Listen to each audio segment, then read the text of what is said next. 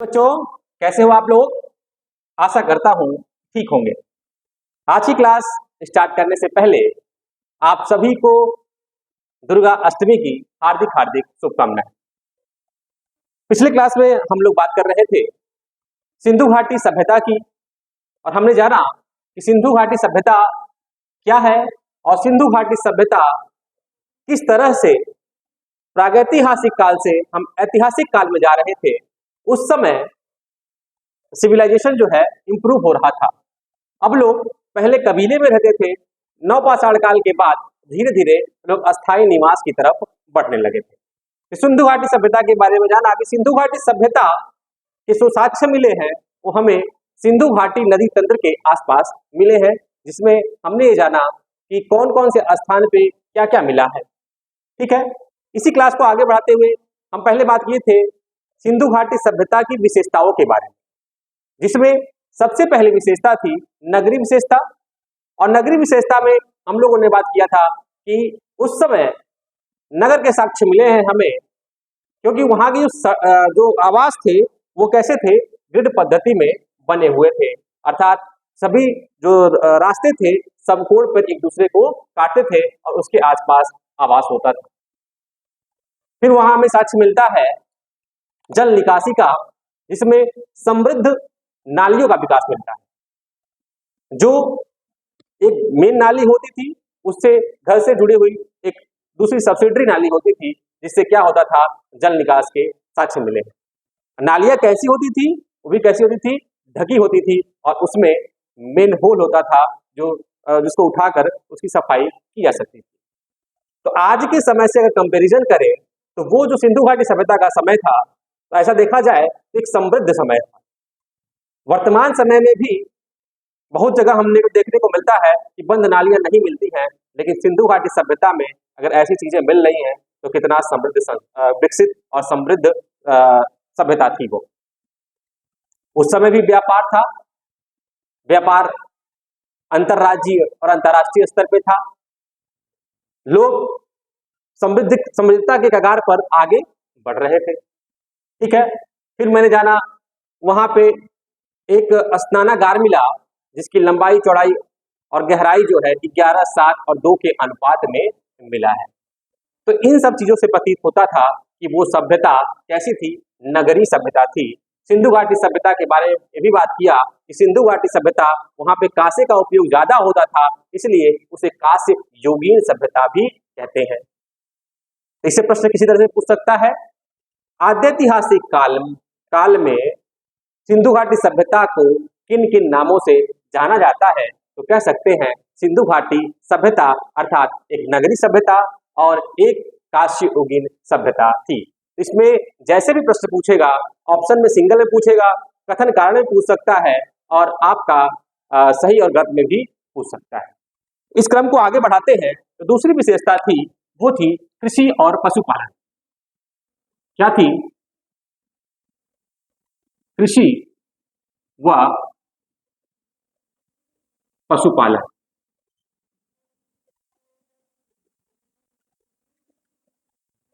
प्रागैतिहासिक काल में भी हमें कृषि के साक्ष्य मिले, और सबसे पहला प्रागैतिहासिक काल में नवपाषाण काल में हमें जो मिला, उस समय हमें कृषि और पशुपालन के साक्ष्य मिले। गेहूं और जौ के साक्ष्य मिले, चावल के भी साक्ष्य मिले। उसी तरह यहाँ पे भी हमें सिंधु घाटी सभ्यता में कृषि और पशुपालन के साक्ष्य मिलेंगे। तो क्या मिलेगा? तो सबसे पहले हमें मिलता है जुते हुए खेत। जुते हुए खेत। और इसके साक्ष्य कहां मिलेंगे? तो इसके साक्ष्य मिल रहे हैं हमें कालीबंगन में। ये कहां है? कल बताया था, कमेंट बॉक्स में बताइएगा कालीबंगन कहां है। तो जुटे हुए साक्ष्य के आधार पर यह कह सकते हैं उस समय कृषि होती थी। ठीक है, फिर होता है क्या प्रमुख फसल थी? प्रमुख फसल, क्योंकि नवपाषाण काल में हमने गेहूं और जौ की बात करेंगे तो उस समय भी क्या होगा, गेहूं और जौ। सिंधु घाटी सभ्यता के लोग गेहूं और जौ की खेती करते थे, साथ ही साथ धान के भी साक्ष्य मिले हैं, चावल के साक्ष्य मिले हैं। कहां से मिले हैं, लोथल व रंगपुर से। ठीक है सर, लोथल और रंगपुर वाले इलाके से भी हमें क्या मिले हैं, चावल के साक्ष्य मिले हैं। तो इससे ये पता चलता है कि हमारी उस समय भी क्या है, कृषि प्रमुख थी, साधन था वहां पे जीवन यापन करने के लिए। ठीक है, तो सबसे पहला फसल क्या मिला, गेहूं और जौ, और चावल के जो साक्ष्य मिले हैं वो कहां से मिले हैं, लोथल और रंगपुर वाले इलाके से। तो इसे प्रश्न पूछा जा सकता है, सिंधु घाटी सभ्यता में चावल के साक्ष्य कहां से मिले हैं, तो उत्तर होगा, ऑप्शन में दिया रहेगा लोथल और रंगपुर में, चाहे कोई एक दिया होगा या दो दो के ऑप्शन में दिए होंगे, तो लोथल और रंगपुर ऐसे स्थान हैं जहां चावल के साक्ष्य मिलेंगे। वहीं एक प्रश्न और पूछते हैं, नवपाषाण काल में चावल के साक्ष्य निम्न में से किन स्थान पे मिले हैं, तो उसमें होगा उत्तर प्रदेश का कुल्डी हवा, जहां से हमें गेहूं चावल के साक्ष्य मिले हैं। यही नहीं, इतनी समृद्ध थी, खेती इतनी ज्यादा थी, यहाँ पे इतना उपज होता था कि हमें रखने के लिए कुछ न कुछ साधन की जरूरत मिलेगी। तो जैसा हम लोग जानते हैं, स्टोरेज करने के लिए हम लोग अन्नागार का उपयोग करते हैं, वर्तमान समय में बहुत सारे अन्नागार होंगे। ठीक है, तो यहाँ पे भी हमें साक्ष्य मिलेगा है अन्नागार का, मोहनजोदड़ो से अन्नागार का साक्ष्य मिलेगा। इससे प्रतीत होता है कि कृषि इतनी समृद्ध थी कि लोग उत्पादन के बाद उसका संग्रह करते थे, और इसलिए अन्नागार का साक्ष्य मिला है। तो क्या मिला है, अन्नागार, अन्नागार के साक्ष्य मिले हैं। कहां से मिले हैं, तो सर यह मोहनजोदड़ो से मिले।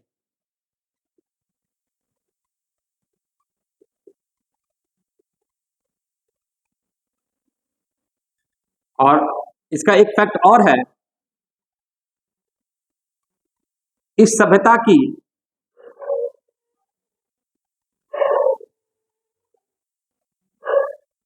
सबसे बड़ी इमारत, सिंधु घाटी सभ्यता की सबसे बड़ी इमारत क्या कहलाएगी, अन्नागार है, और वो कहाँ मिलेगा, मोहनजोदड़ो में। इससे प्रतीत होता है कि संग्रह करने के लिए हम लोग क्या उपयोग करते थे, संग्रह करने के लिए हम अन्नागार का उपयोग करते थे, जो इसे प्रतीत कराता है कि समृद्ध कृषि थी। ठीक है, फिर आता है पशुपालन। पशुपालन, पशुपालन, पशुपालन के साक्ष्य मिले हैं, और सिंधु घाटी सभ्यता में बैल के भी साक्ष्य मिले हैं, बैल के और घोड़ा के साक्ष्य। ठीक है, बैल और घोड़ा और भैंस के साक्ष्य हमें सिंधु घाटी सभ्यता में मिले हैं।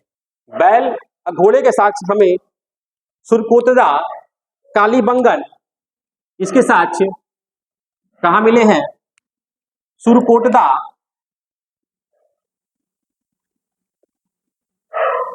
सुरकोटदा, कालीबंगन, और कहा, लोथल से। ठीक है, तो पशुपालन के भी साक्ष्य मिले हैं हमें। सबसे पहले बैल और भैंस के साक्ष्य मिलेंगे, और घोड़े का भी साक्ष्य मिला है। ये कहां से मिला है, लोथल, सुरकोटदा और कालीबंगन से। फैक्ट पूछ लिया जाएगा, सिंधु घाटी सभ्यता में घोड़े के पशुपालन या पालतू होने का साक्ष्य कहां से मिला है, तो अगर प्रश्न में जैसा क्वेश्चन बनाएगा तो उसमें 3 जगह है, सुरकोटा, कालीबंगन और आपकी जो है वो है लोथल। तो पूरे कृषि और पशुपालन की विशेषता का अगर सार निकाला जाए तो यह कहा जा सकता है सिंधु घाटी सभ्यता एक समृद्ध सभ्यता थी। अगर इस क्वेश्चन को कठिन थोड़ा बनाना हो या पीसीएस लेवल का बनाना हो तो कहा जा सकता है इनमें से निम्न में से सही कथन का चयन करें। पहला, सिंधु घाटी सभ्यता एक नगरीय सभ्यता थी, ठीक है। दूसरा, सिंधु घाटी सभ्यता कृषि हेतु एक समृद्ध सभ्यता थी। इनमें से कौन सा सही है? उत्तर में दोनों सही मिलेगा। तो प्रश्न का प्रारूप कैसे भी बन सकता है? जो भी एग्जाम हमारे हो रहे हैं हम लोग सोचते हैं कि कठिन प्रश्न कहाँ से बनते हैं, तो सर कठिन प्रश्न कुछ नहीं होता, हम एक्चुअली टू द सिलेबस कोई टॉपिक नहीं पढ़ते हैं, हम भीड़ तंत्र का हिस्सा बन जाते हैं। हम भीड़ तंत्र का हिस्सा बन जाने के चक्कर में अपनी आपकी पढ़ाई को बर्बाद कर देते हैं। तो जब भी किसी भी एग्जाम की आप तैयारी कर रहे हैं, ऐसे एनटीपीसी की तैयारी कर रहे हैं या यूपीपी की, यूपीएसआई, यूपीपीसीएस, यूपीएससी, जो भी एग्जाम छोटे से लेके बड़ा एग्जाम, सबसे पहले आप लोग अपने सिलेबस को एक बार जरूर रीड करिए। उससे ये पता चलेगा कि आपके सिलेबस में क्या आने वाला है। हम लोग फालतू बहुत चीज पढ़ लेते हैं, सिलेबस के अकॉर्डिंग अगर हम चलते हैं, उसके साथ अपनी निरंतरता रखते हैं, तो मैं कह रहा हूं कि आप लोग सफलता जल्दी अर्जित कर सकते हैं। लेकिन क्या होता है, हम एक साल तो सिलेबस देखने में लगाते हैं और उसको पढ़ने में एक साल, करते करते 2 से 3, 3 से 4 साल धीरे धीरे बीतता चला जाता है। और गलतियां सभी ने की है, मैं भी उस समय में था, मैं मुझसे भी गलतियां हुई होंगी, लेकिन आप लोग इस जमाने में हैं जहां पे इतनी सुविधाएं हैं, तो कम से कम ये गलतियां आप लोग ना करें। तो एग्जामिनेशन में कठिन प्रश्न कोई नहीं होता है, आपके सिलेबस से होता है, लेकिन हम पूरा डीप में पढ़ के नहीं जाते, ठीक है। तो क्या हुआ, तो कृषि और पशुपालन के साक्ष्य जुते हुए खेत के साक्ष्य मिले हैं, प्रमुख फसल की साक्ष्य मिले हैं, गेहूं और जौ चावल मिला है लोथल और रंगपुर से, और अन्नागार के साक्ष्य मिले हैं मोहनजोदड़ो से। ये सबसे बड़ी इमारत थी किसकी? सिंधु घाटी सभ्यता की, ठीक है सर। यहां तक समझ में आया, क्लियर हुआ? अब आगे बढ़ते हैं। किसी भी समाज में धर्म जो है एक बहुत बड़ा रोल अदा करता है। वर्तमान भी समाज में देखा जाए, ये भी धार्मिक चीजों में बटा हुआ है। तो धर्म एक ऐसा साधन है जो किसी के समाज में सबसे प्रमुख रोल अदा करता है। तो अगर हम बात करें सिंधु घाटी सभ्यता में धर्म की विशेषता क्या होगी, तो क्या लिखेंगे? धार्मिक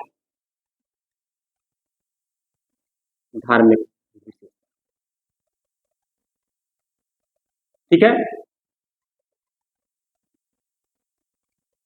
अगर धार्मिक विशेषताओं की बात करें तो सिंधु घाटी सभ्यता में धार्मिक विशेषताओं का कोई स्पष्ट साक्ष्य नहीं मिलता है, क्योंकि अभी तक हम इसकी लिपि को पढ़ नहीं पाए हैं। ये भाव चित्रात्मक थी, इसकी लिपि को नहीं पढ़ पाए हैं, इसलिए प्रमुख जो इसके साक्ष्य को जो अभी मान्य साक्ष्य है वो कोई ऐसा नहीं है कि उस समय में क्या होता था, धार्मिक व्यवस्था कैसी थी। लेकिन हम अनुमान के आधार पर या जो साक्ष्य मिले हैं उनके आधार पर ऐसा मान लेते हैं कि उस समय धार्मिक व्यवस्था ठीक थी, उस समय पूजा की व्यवस्था थी, उस समय मूर्ति कला की व्यवस्था थी, उस समय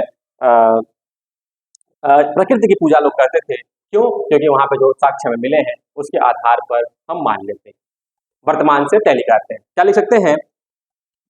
धार्मिक विशेषता इस काल में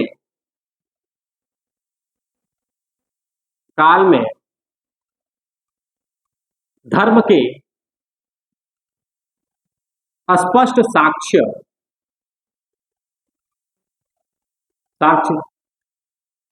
नहीं मिलते, ठीक है।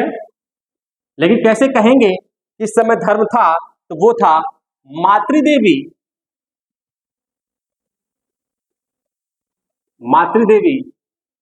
या उर्वरता देवी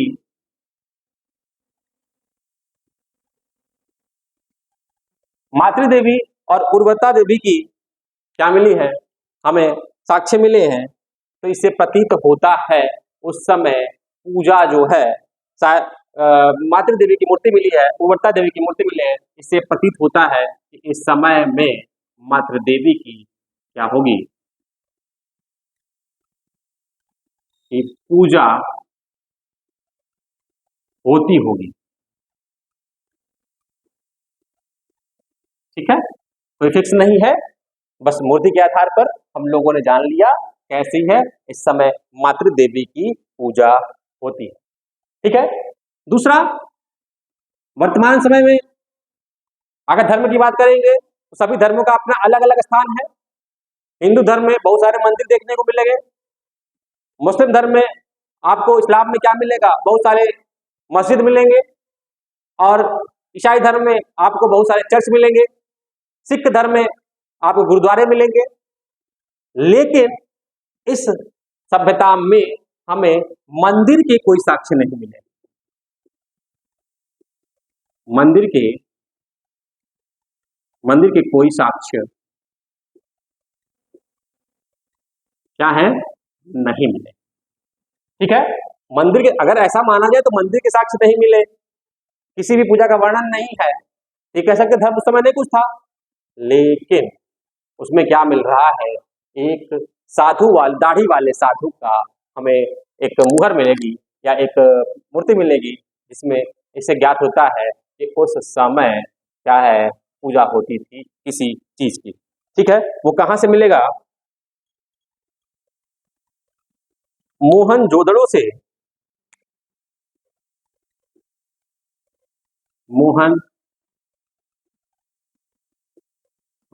से क्या मिलेगा, दाढ़ी वाले साधु की प्रतिमा। ठीक है, दाढ़ी वाले साधु की प्रतिमा मिलेगी, इससे ये कहा जाएगा कि उस समय क्या हो रहा है, पूजा हो रहा है। ठीक है, इसी मोहनजोदड़ो से आपको एक चीज और मिलेगा, वो है योग की मुद्रा में,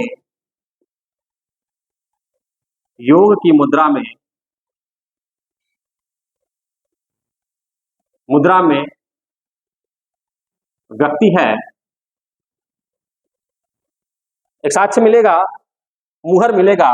कौन सा सील मिलेगा, एक मुहर मिलेगा।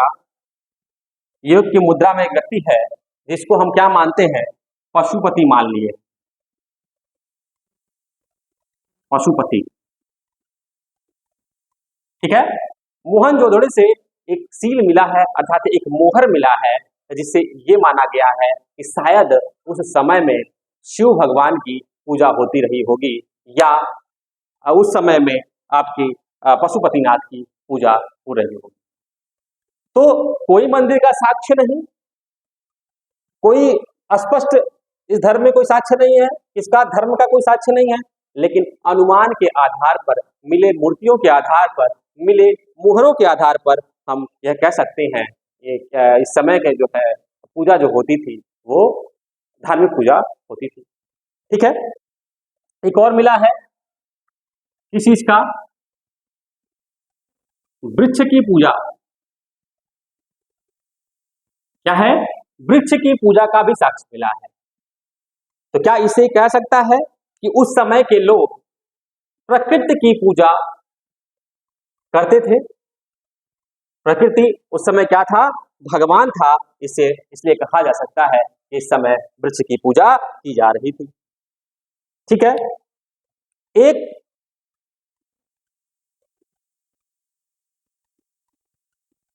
एक और चीज मिला है यहां से, कालीबंगन से अग्निकुंड मिला है, कहां से,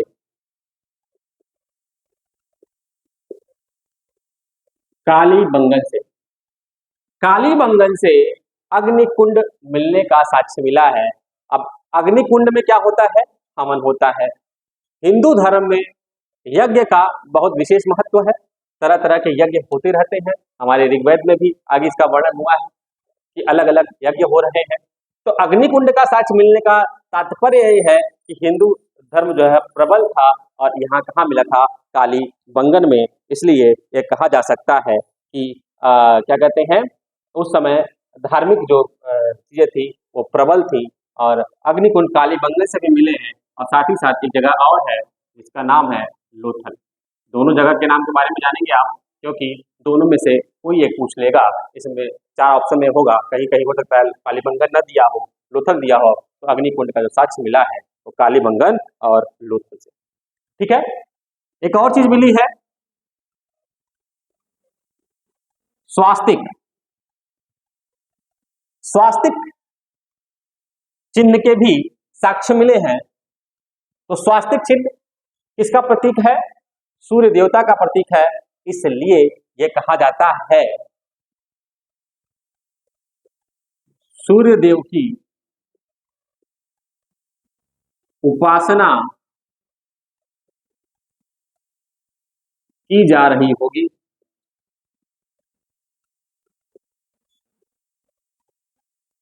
ठीक है, तो सूर्य भगवान की उपासना की जा रही होगी, इसलिए स्वास्तिक चिन्ह मिलने के कारण ये कहा जा सकता है कि सूर्य देवता की उपासना की जा रही है। ठीक है, कोई साक्ष्य नहीं है, मंदिर के भी साक्ष्य नहीं है, लेकिन जो चीजें हमको मुहर मूर्तियां मिल रही हैं, इससे बस हम क्या कर रहे हैं, अनुमान लगा रहे हैं कि क्या उस धर्म में कैसी चीजें होंगी।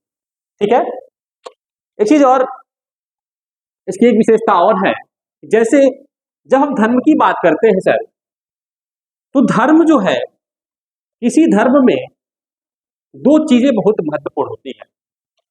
धर्म की जब बात करेंगे तो 2 चीजें बहुत महत्वपूर्ण होती हैं।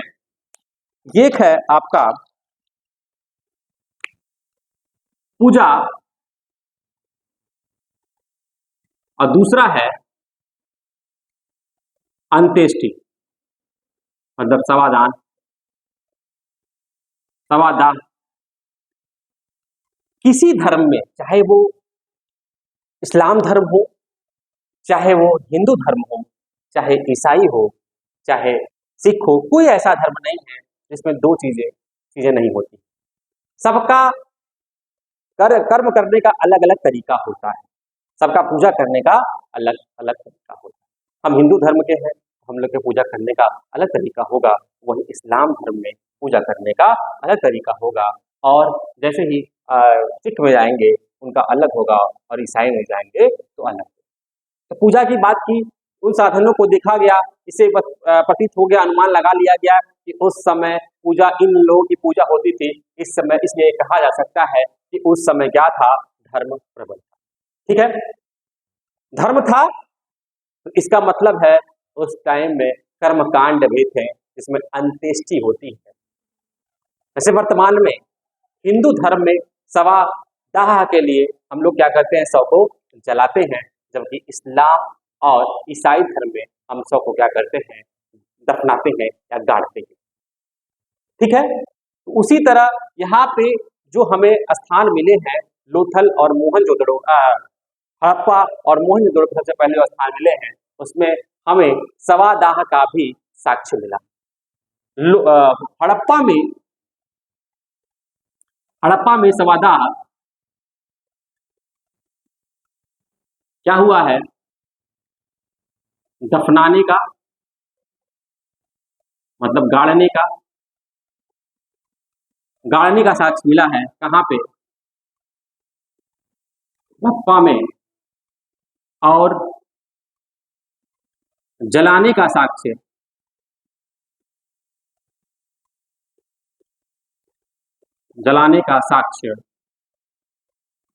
कहाँ मिला है, ये मोहनजोदड़ो।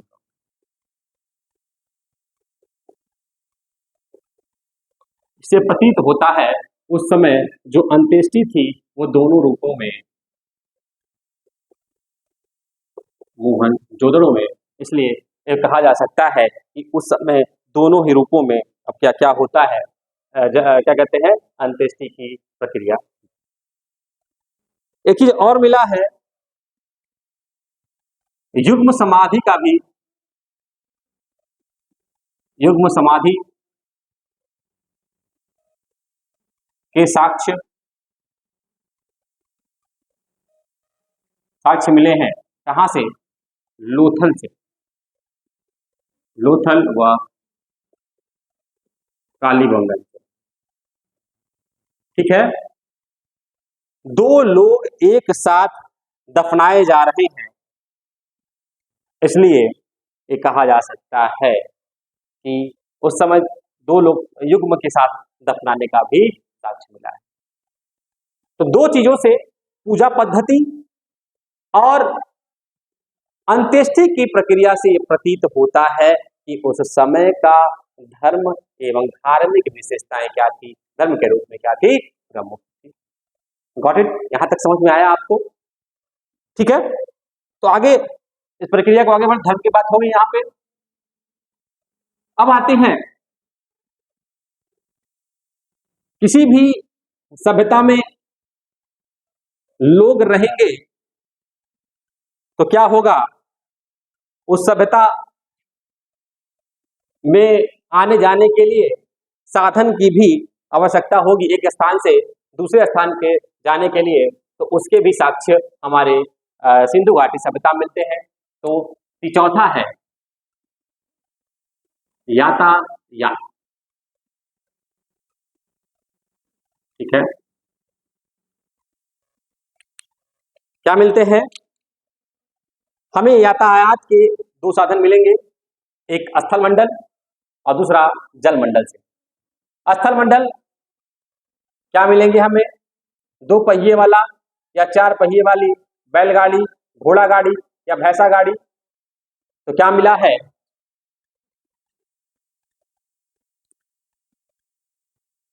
बैलगाड़ी,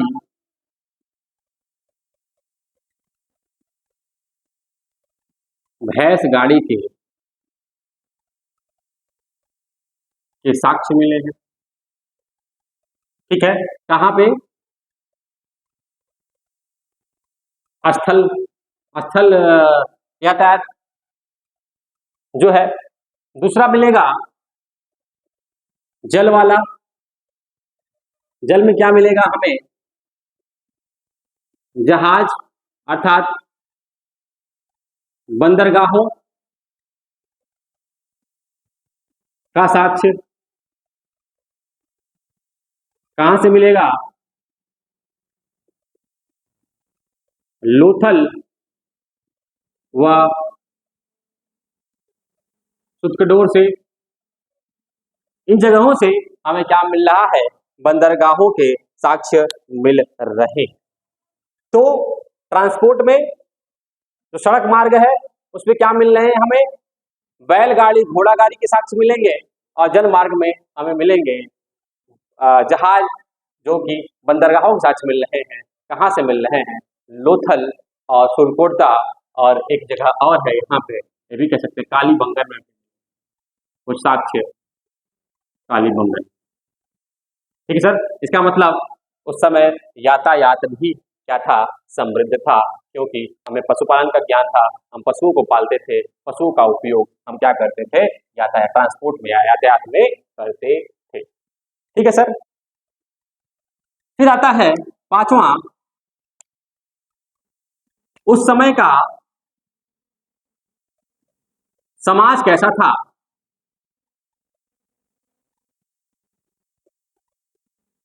समाज कैसा था? तो उस समय मात्र सत्तात्मक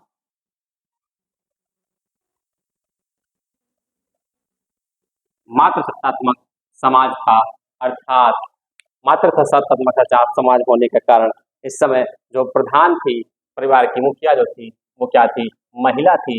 इसलिए उसे क्या कह सकते हैं? मात्र सत्तात्मक समाज था। और एक कुप्रथा के रूप में,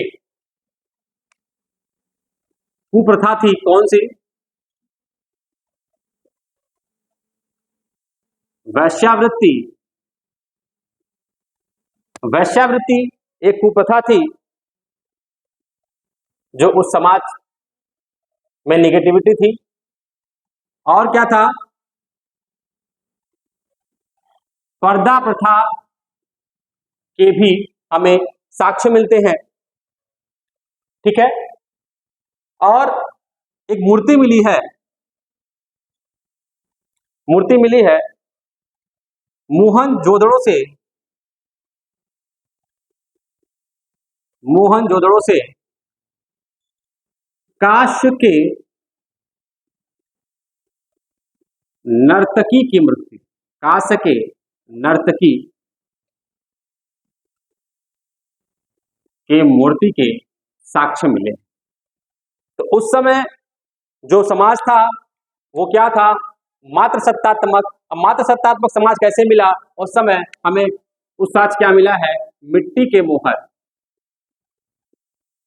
मिट्टी के मोहर मिले हैं, जिससे उसमें मात्र सत्तात्मक समाज होने को इंगित करता है। फिर एक कुप्रथा, कौन सी प्रथा, वैश्यावृत्ति और पर्दा प्रथा जैसी कुप्रथा उस समाज में फैली हुई थी। और साथ ही साथ मोहनजोदड़ो से हमें क्या मिलता है, कांस्य के नर्तकी की मूर्ति मिलती है।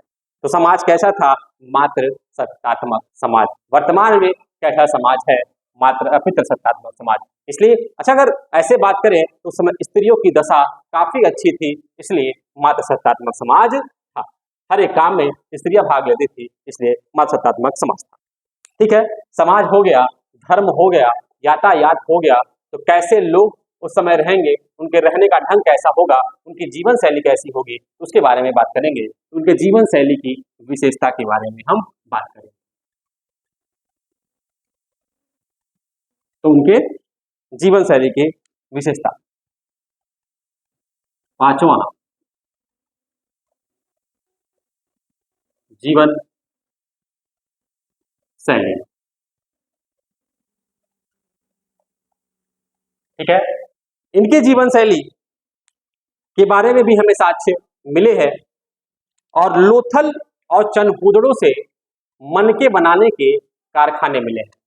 मनके, लोथल व चनहूदड़ों से मनके बनाने के कारखाने का साक्ष्य मिला है।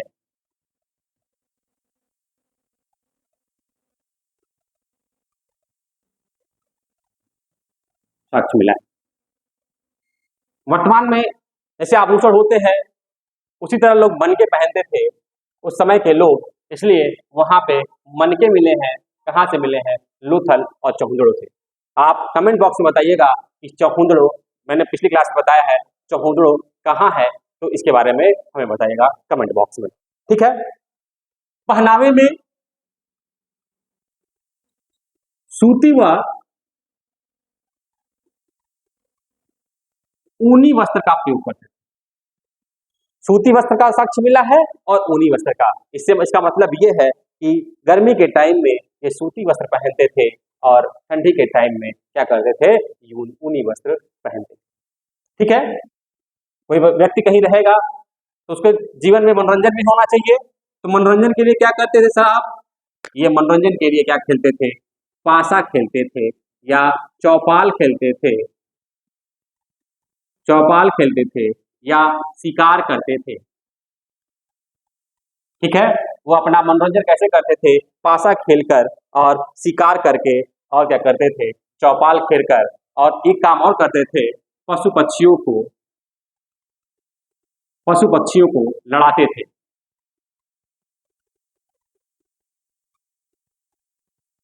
लड़ाते थे। ठीक है, मनोरंजन के लिए क्या कर रहे हैं, ये पासा, चौपाल, शिकार, पशु पक्षियों को लड़ाते थे। बर्तन के रूप में क्या मिलेगा, काले मिट्टी के बर्तन मिलेंगे, काले पके हुए मिट्टी के बर्तन, बर्तन के साथ मतलब काले रंग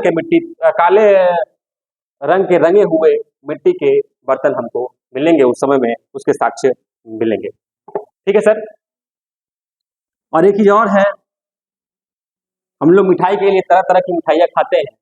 वो बहुत सारी वैरायटी है, एक ही चीज से कई मिठाई बना लेते हैं। दूध एक ऐसी चीज है जिससे पता नहीं कितने प्रकार की हम लोग मिठाई बना लेते हैं। 100 रुपए से लेके 2000 रुपए किलो तक की मिठाई हम दूध से बना सकते हैं। तो कमेंट बॉक्स में बताइएगा वर्तमान समय में सबसे महंगी मिठाई भारत की कौन सी है। ठीक है, चलिए, उस समय मिठास के लिए क्या प्रयोग करते थे? शहद का प्रयोग। ठीक है, शहद का प्रयोग करते थे। ठीक है सर, तो ये चीज ऐसे हमें उस समय के जीवन शैली उन लोग की ऐसी थी, इसके बारे में हमने जाना। दूसरा एक चीज और था, किसी हथियार के साक्ष्य नहीं, हथियार के साक्ष्य नहीं रहेंगे तो ये कहा जा सकता है उस समय का जो समाज था वो कैसा था? शांति प्रिय था, शांति प्रिय समाज। ठीक है, हथियार नहीं थे, अर्थात उस समय तलवार बहुत ज्यादा होता था, तो तलवार के साक्ष्य नहीं मिले, तलवार के साक्ष्य नहीं मिले। ठीक है, तो ये थी सिंधु घाटी सभ्यता के जीवन शैली के बारे में, उन लोगों की जीवन शैली कैसी थी इसके बारे में हमने जाना। यातायात समृद्ध हो चुका है, जीवन शैली अच्छी चली जा रही है, धार्मिक व्यवस्था ठीक है, एक नगरी सभ्यता है। नगर अच्छा, किसी भी नगर में सबसे बड़ा साधन होता है, अगर कोई वर्तमान समय में देखा जाए ग्रामीण और नगर के क्षेत्र में, तो नगर का मतलब वहाँ विकास स्टार्ट हो जाता है, विकास स्टार्ट होता है, इसलिए वहाँ के लोग क्या करेंगे?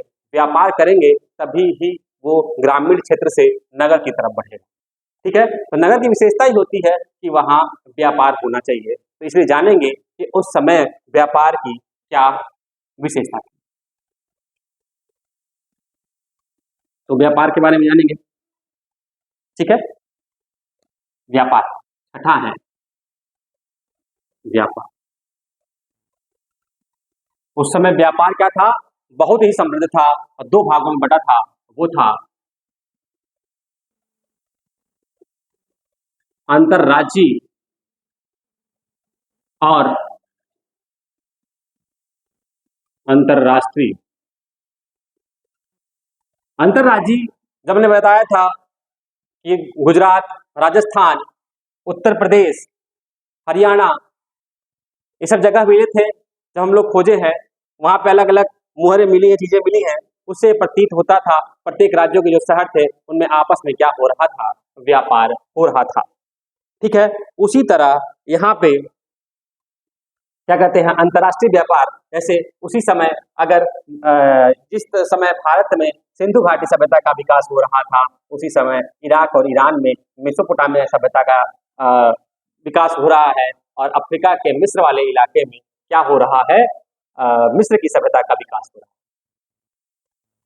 है। और मेसोपोटामिया की सभ्यता में एक अभिलेख मिला है जिसमें भारतवर्ष को मेलुहा कहा गया।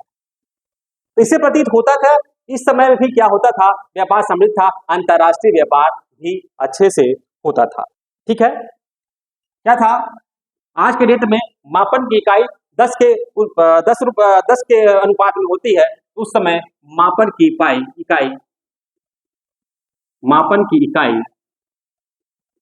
क्या थी? 16 के अनुपात। ठीक है, 16 के अनुपात में उस समय मापन की इकाई होगी, और क्या होता है? अंतरराज्यीय और अंतरराष्ट्रीय व्यापार किया जाएगा। ठीक है, फिर आते हैं, सातवां होता है शासन व्यवस्था। शासन व्यवस्था की विशेषताएं होंगी कुछ। तो उस समय किसका शासन होगा? तो सर उस समय कृषि और पशुपालन समृद्ध था, अंतरराष्ट्रीय और अंतरराज्यीय व्यापार हो रहा है, तो शासन ऐसा कहा जा सकता है कि व्यापारी वर्ग ज्यादा पाएंगे। व्यापारी वर्ग, या इसे कहते हैं बड़े। शासन व्यवस्था किसके हाथों में थी? बड़े लोगों के हाथों में थी। ठीक है, तो ये क्या था, उस समय का शासन व्यवस्था थी। अनुमानों के आधार पर सिंधु घाटी सभ्यता, कोई भी सभ्यता जब विकास करती है बच्चा, तो सभ्यता का विकास हो रहा है, अगर दूसरी सभ्यता में अगर हम प्रवेश कर रहे हैं तो एक ट्रांजिशन पीरियड आएगा कि पुरानी सभ्यता धीरे धीरे अपने समाप्ति के कगार पे आएगी और नई सभ्यता वहां से स्टार्ट होगी। तो लोग कहते हैं कि जो सिंधु घाटी सभ्यता का जो है विनाश है, सबसे बड़ा कारण उसका था विनाश होने का, उसका कारण ये था बाढ़ था।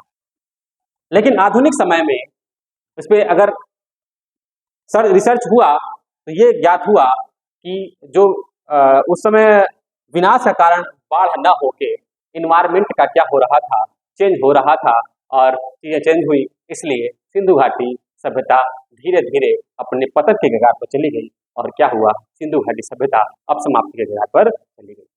तो सिंधु घाटी सभ्यता समाप्त हो रही है तो क्या होगा, दूसरी सभ्यता का विकास होना स्टार्ट हो जाएगा। तो अभी तक तीसरे चैप्टर में हमने पूरे सिंधु घाटी सभ्यता को 2 क्लासों में कवर किया। सिंधु घाटी सभ्यता की विशेषताओं के बारे में जाना, सिंधु घाटी सभ्यता क्या थी, कैसे लोग रहते थे, क्या व्यवस्था थी वहां के, उसके बारे में जाना। इसके बाद चौथे चैप्टर में हम एक दूसरे सभ्यता की तरफ जुड़ेंगे, जहां अब आ जाएगा ऐतिहासिक के जगह पे आद ऐतिहासिक के जगह पे ऐतिहासिक काल आ जाएगा। और ऐतिहासिक काल ऐसा काल जिसमें हमें साक्ष्य मिले हैं, वो कैसे है, पठनीय है, उसके आधार पर हम कह सकते हैं वो जो युग था, वो सभ्यता थी, वो कैसी थी, वो वैदिक सभ्यता से लेके आधुनिक सभ्यता जो आज हम कर रहे हैं उसके बारे में। तो कल हम बात करेंगे वैदिक सभ्यता के बारे में, वैदिक सभ्यता का विकास कैसे कैसे हो रहा है, कैसे कैसे वहाँ की शासन व्यवस्था है। तब तक के लिए आज जैसा भी आपकी क्लास लगी हो, अपना लाइक और शेयर जरूर करिएगा, और आगे क्लास निरंतर चलती रहेगी। अपना फीडबैक भी हमें दीजिएगा। आज के लिए इतना ही, धन्यवाद।